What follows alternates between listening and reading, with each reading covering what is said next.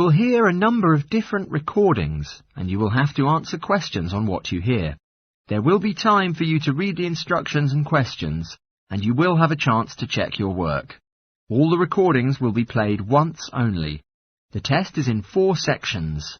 At the end of the test, you will be given 10 minutes to transfer your answers to an answer sheet. Now turn to Section 1. Section 1. You will hear a conversation between a clerk at the information desk of a transport agency and a man asking for travel information. First, you have some time to look at questions 1 to 5.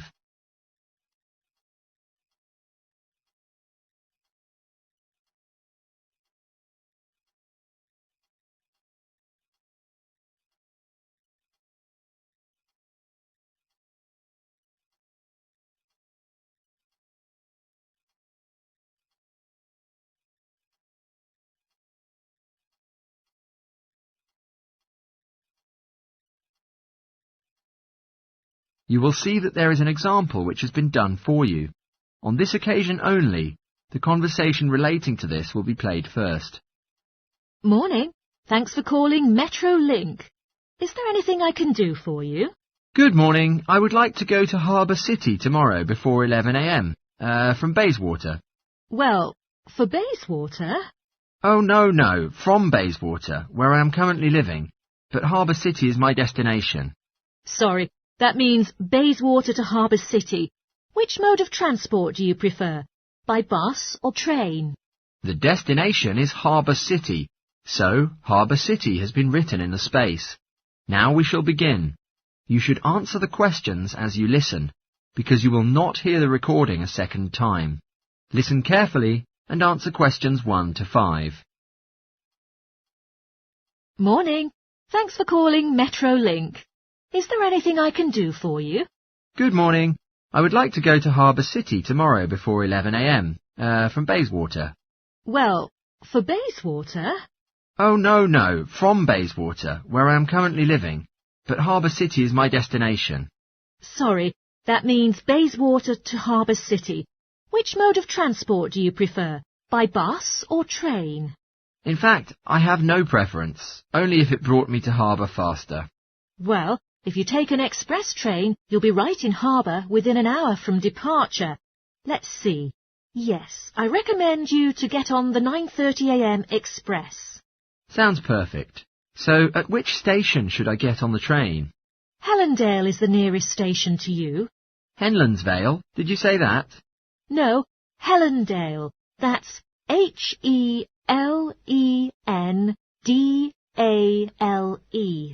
Then how can I get there fastest? Let me see. Please wait a minute. I need to have a look. It says you probably have 2 options for the routes. The first one is the 7:06 bus from Bayswater Shopping Centre to Central Street. There will be another bus that can take you to the train station. Or, if you don't mind walking directly to Central Street, like a couple of kilometres, then you can take the bus there, bringing you to the train station. Sure, but which bus is that, the one in Central Street? The 7:02 will take... Oh, sorry, it's the 7:82 that will take you to the station. I believe walking will be fine, so option 2 might seem better to me. When should I arrive at Central Street to catch the bus? There are 2 buses that you can catch and get to the station on time. One just before 9 o'clock, one right after. Yet in the morning it might be better to take the earlier one, just in case of a traffic jam or something like that. I'd like to say the 8:55 one is more reassuring than the 9:05 one. Sure, I don't want to miss the train, so the 5 to 9 one will be better. Before you hear the rest of the conversation, you have some time to look at questions 6 to 10.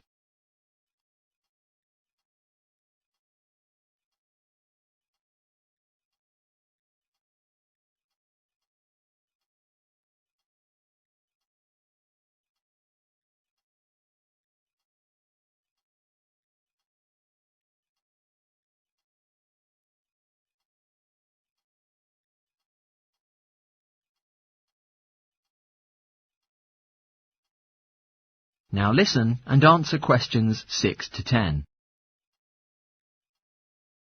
One more thing. How much would the fares cost? Well, the bus is $1.80 in cash, and the train is $10 each way. But do you have a travel link card? No, but I may get one before tomorrow. All right. If you have the card, you can pay considerably less. The bus will cost you $1.50, and the train to Harbour... Sorry, wait, it will still cost you $10 because it is during rush hour in the morning, I'm afraid. Yet, if you could return at an off-peak time... What do you mean by that? All right. If you could begin your returning journey before 5 in the afternoon, or later than 7:45, 7:45 in the evening. In fact, my plan is that I won't start to go back home until 8 o'clock anyway. Then you can save a lot of cash using your travel link card. You did mention that you were planning to buy one, didn't you? Yes, today. Maybe later. I'll pick one up. It means with cash, it would cost you $10. But if with your card, you will only pay $7.15 for returning. Thank you. Is there anything else I can help you with? Yes. In fact, I would like to know if the Travel Link card supports ferry services. If the ferry services is Harbour City ferries that connect the northern and southern banks, then yes. They are commuter ferries. A one-way trip costs $4.50.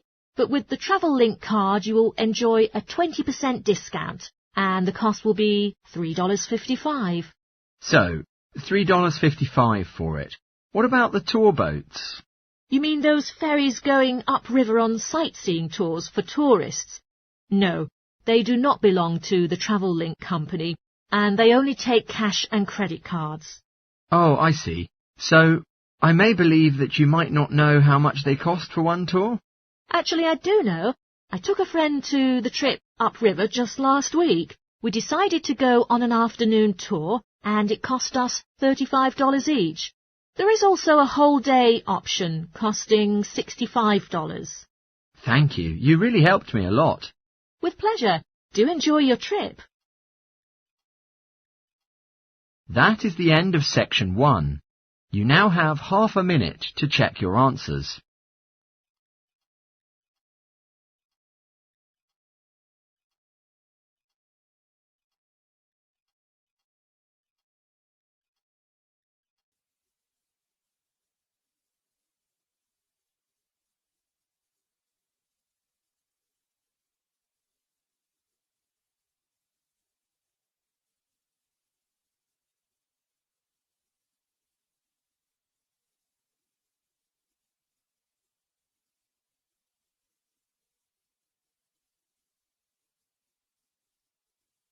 Now turn to Section 2.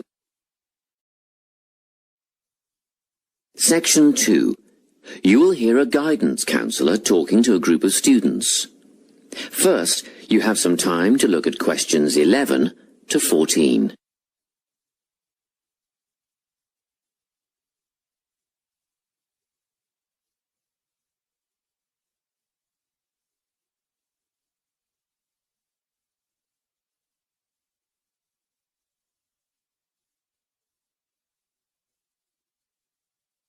Listen carefully and answer questions 11 to 14. Hello everyone. I'm the Counselling Administrator here at St Ives College, and I've been asked to come and talk to you about our counselling team and the services that we offer. We have 3 professional counsellors here at St Ives, Louise Bagshaw, Tony Denby and Naomi Flynn. They each hold daily one-on-one sessions with students, but which counsellor you see will depend on a number of factors. If you've never used a counsellor before, then you should make an appointment with Naomi Flynn. Naomi specialises in seeing new students and offers a preliminary session where she will talk to you about what you can expect from counselling, followed by some simple questions about what you would like to discuss. This can be really helpful for students who are feeling a bit worried about the counselling process. Naomi is also the best option for students who can only see a counsellor outside office hours. She is not in on Mondays, but starts early on Wednesday mornings and works late on Thursday evenings, so you can see her before your first class or after your last class on those days. Louise staffs our drop-in centre throughout the day. If you need to see someone without a prior appointment, then she is the one to visit. Please note that if you use this service, then Louise will either see you herself or place you with the next available counsellor. If you want to be sure to see the same counsellor on each visit, then we strongly recommend you make an appointment ahead of time. You can do this at reception during office hours or by using our online booking form. Tony is our newest addition to the counselling team. He is our only male counsellor, and he has an extensive background in stress management and relaxation techniques. We encourage anyone who is trying to deal with anxiety to see him. Tony will introduce you to a full range of techniques to help you cope with this problem, such as body awareness, time management, and positive reinforcement. Before you hear the rest of the talk, you have some time to look at questions 15 to 20.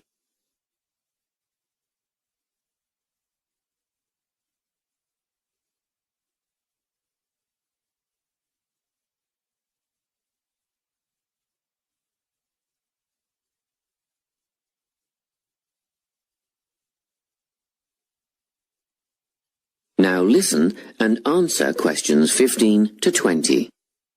Each semester, the counselling team runs a number of small group workshops. These last for 2 hours and are free to all enrolled students. Our first workshop is called Adjusting. We've found that tertiary education can come as a big shock for some people. After the structured learning environment of school, it is easy to feel lost. In this workshop, we will introduce you to what is necessary for academic success. As you might expect, we're targeting first-year students with this offering. Getting organised follows on from the first workshop. Here, we're going to help you break the habit of putting things off, get the most out of your time, and discover the right balance between academic and recreational activities. With Getting Organised, we're catering to a broader crowd, which includes all undergraduates and postgraduates. Next up is a workshop called Communicating. The way people interact here may be quite different to what you're used to, especially if you've come from abroad. We'll cover an area that many foreign students struggle with, how to talk with teachers and other staff. We'll cover all aspects of multicultural communication. International students tend to get a lot out of this class, so we particularly encourage you to come along. But I must say that sometimes students from a local background find it helpful too, so everyone is welcome. The anxiety workshop is held later on in the year and deals with something you will all be familiar with, the nerves and anxiety that come when exams are approaching. Many students go through their entire academic careers suffering like this, but you don't have to. Come to this workshop and we'll teach you all about relaxation and how to breathe properly, as well as meditation and other strategies to remain calm. We've tailored this workshop to anyone who is going to sit exams. Finally, we have the motivation workshop. The big topic here is how to stay on target and motivated during long-term research projects. This workshop is strictly for research students, as less advanced students already have several workshops catering to their needs. Well, that's it. Thanks for your time. If you have any questions or want more information about our services, do come and see us at the counselling service. That is the end of section 2. You now have half a minute to check your answers.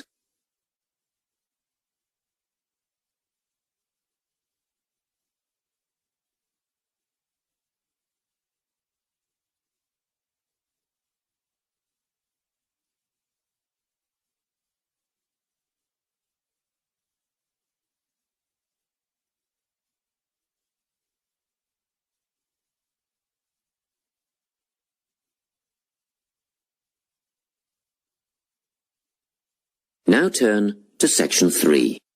Section 3. Section 3. You will hear a conversation between a tutor and 2 students who are preparing for an English literature test. First, you have some time to look at questions 21 to 24.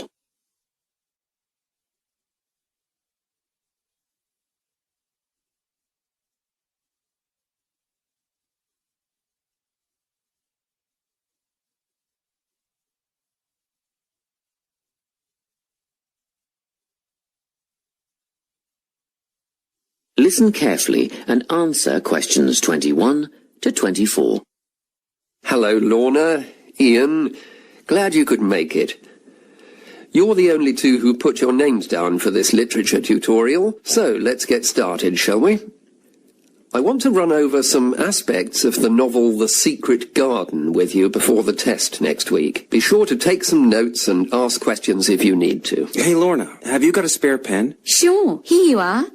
Okay, so the story follows two key characters. You should refer to them as protagonists, who go by the names of Mary Lennox and Colin Craven. The story is set shortly after the turn of the 20th century, and the narrative tracks the development of the protagonists as they learn to overcome their own personal troubles together. That's quite a common storyline, isn't it? Yes, you're right, Lorna. So what can you tell me about the character of Mary? Well, in the beginning, she is an angry, rude child who was orphaned after a cholera outbreak and forced to leave India and move to the United Kingdom to her uncle's house in Yorkshire. That's right. And there she meets Colin, who spends his days in an isolated room, believing himself to be permanently crippled, with no hope of ever gaining the ability to walk. The two strike up a friendship, and gradually learn, by encouraging each other, that they can both become healthy, happy, and fulfilled in life. Will we need to remember a lot of these details for the exam? Just the basic outline. Examiners don't want to read a plot summary. They know what the book is about. Focus on narrative techniques instead, such as point of view. What's that mean? It's all about how we see the story. This story, for example, is written from the perspective of what is called an omniscient narrator. Omniscient means all-knowing. So, as readers, we get to see how all the characters feel about things, what they like and don't like, and what their motivations are in the story. Before you hear the rest of the conversation, you have some time to look at questions 25 to 30.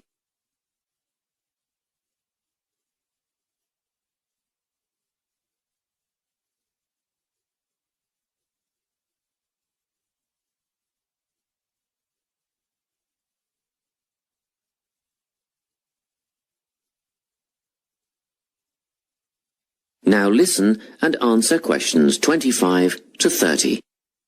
Won't it be hard to write a technical analysis? After all, it's a kid's book. Well, it was initially pitched at adults, you know. But over the years it has become seen as a more youth-orientated work. And you're right in a sense. The simple vocabulary and absence of foreshadowing make the story very easy to follow and ideally suited for children. But that doesn't mean there isn't much to analyse. Look at the symbolism, for instance. Symbols are things, right? Material things like objects that stand for abstract ideas. Absolutely, yes. And the author uses many of them. There's the robin redbreast, for example, which symbolises the wise and gentle nature that Mary will soon adopt. Note that the robin is described as not at all like the birds in India. Roses are used as well, as a personal symbol for Mistress Craven. You'll see they're always mentioned alongside her name, and Mistress Craven's portrait can also be interpreted as a symbol of her spirit. Are symbols just another name for motifs? No, motifs are a bit different. They don't have as direct a connection with something the way that a symbol does. Motifs are simply recurring elements of the story that support the mood. Are there any in this novel? Yes, two very important ones. The Garden of Eden is a motif. It comes up a few times in connection with the garden of the story. And then you've got the role that secrets play in the story. In the beginning, everything is steeped in secrecy, and slowly the characters share their secrets, and in the process move from darkness to lightness, metaphorically, but also, in the case of Colin, quite literally. His room in the beginning has the curtains drawn, and he appears at the end in the brightness of the garden. Anything else we need to know about? Yes. Nearly all novels explore universal concepts that everyone has experienced. Things like love, family, loneliness, friendship. These are called themes. The Secret Garden has a few themes that all center on the idea of connections. The novel explores, for example, the way that health can determine and be determined by our outlook on life. As Colin's health improves, so too do his perceptions of his strength and possibility. The author also examines the link between our environment and our physical and emotional prosperity. The dark, cramped rooms of the manor house stifle the development of our protagonists. The garden and natural environments allow them to blossom, just as the flowers do. Finally, this book looks at connections between individuals, namely Mary and Colin. This necessity of human companionship is the novel's most significant theme, because none of their development as individuals would have occurred without their knowing each other. Well, that about sums it up, I think. That's a great help, thanks. Yes, thanks very much. That is the end of section 3. You now have half a minute to check your answers.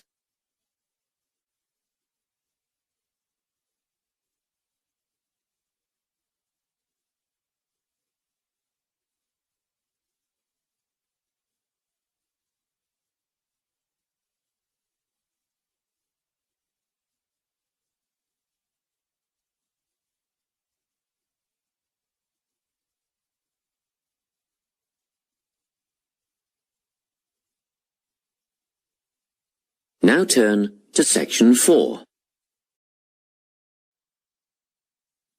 Section 4. You will hear a talk on the topic of time perspectives. First, you have some time to look at questions 31 to 40.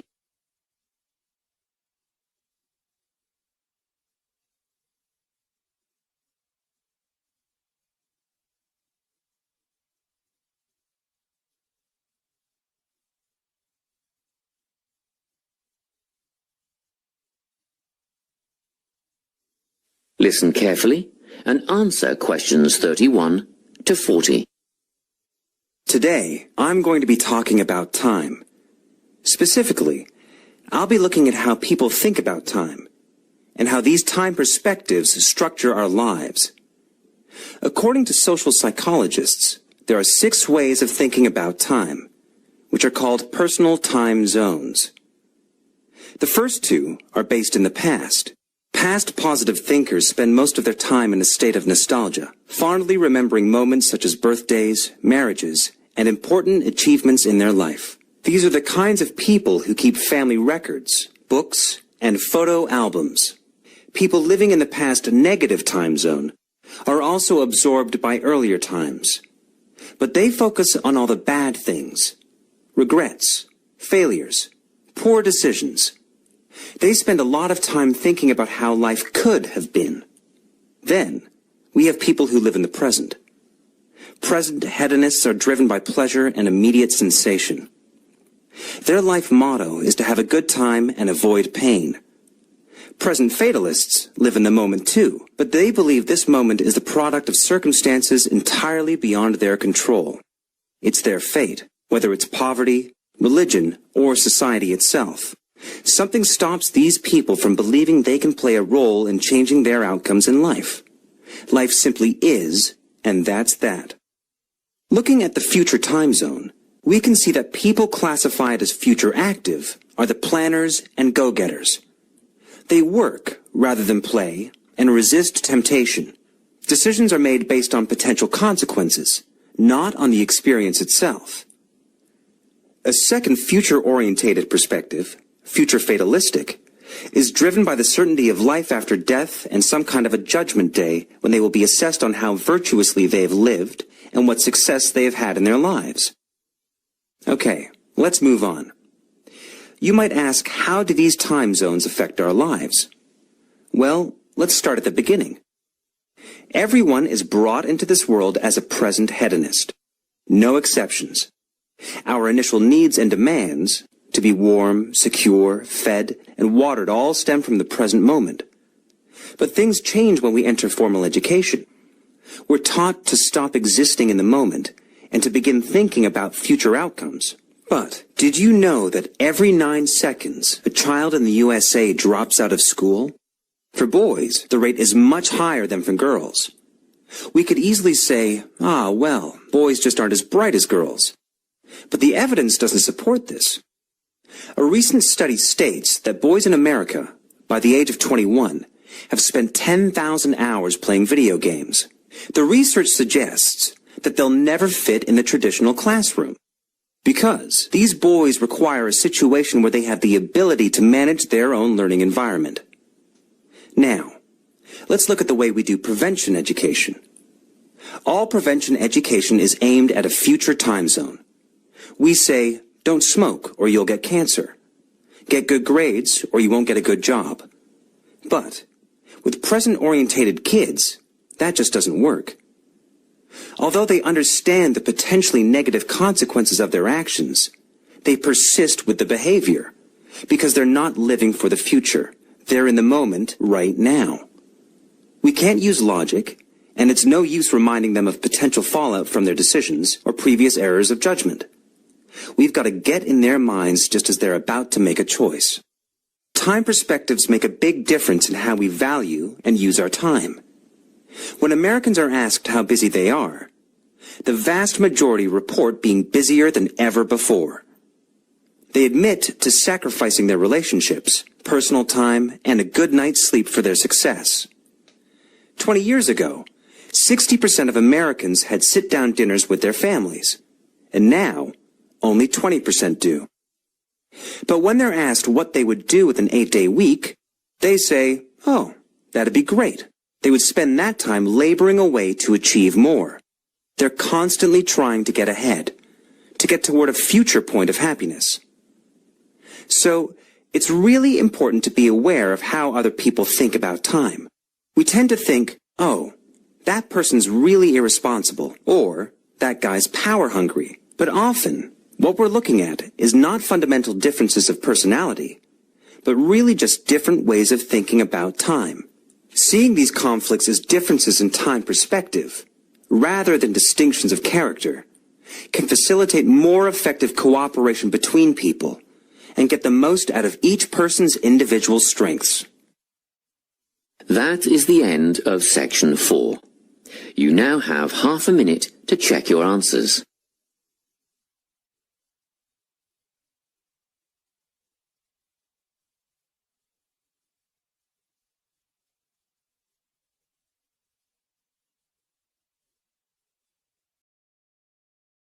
ਫੇਰੀ ਰੱਖੇ ਕਰਕੇ ਗੋਡੇ ਤੇ band ਨਹੀਂ ਚੱਕਣੇ ਲਗੇ ਨਾ ਪੱਟੂ ਲਾਉਂਦਾ ਬਿੰਦ ਨਹੀਂ ਪਹਿਲੀਆਂ ਤੋਂ